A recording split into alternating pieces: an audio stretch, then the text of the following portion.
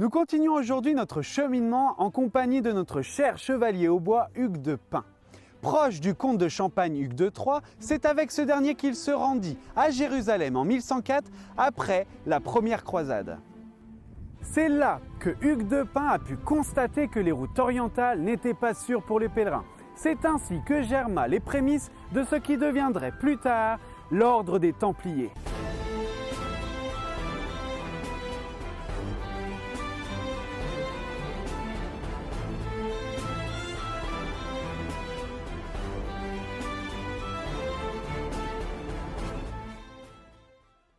De retour à Pint, Hugues prit possession de son domaine et fonda son nouveau foyer. Mais en 1114, il retourna en Terre Sainte en compagnie d'Hugues de Troyes pour, cette fois-ci, s'y installer définitivement.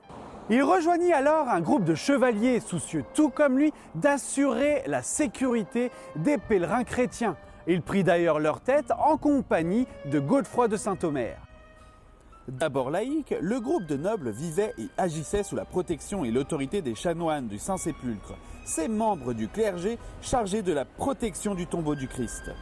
C'est en 1120 que la troupe se détacha des chanoines pour créer une milice indépendante et religieuse, cette fois la Militia Christi. Le tout fut officialisé par le roi de Jérusalem, Baudouin II, lors du concile de Naplouse. Mais très vite, Hugues de Pint réalisa qu'une telle milice devait d'avoir une organisation et une logistique solide et d'ampleur. C'est pourquoi il retourna en Occident en compagnie d'une troupe de chevaliers dans le but de promouvoir leurs actions.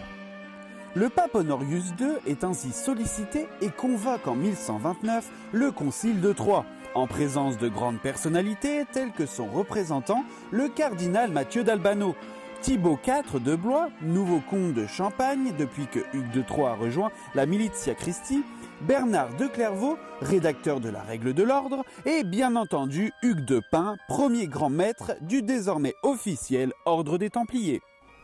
Hugues de Pint mourut en 1136 et même si on ne connaît ni la condition ni la date, un obtuaire de la maison du Temple de Reims indiquerait que les Templiers ont célébré sa mémoire le 24 mai.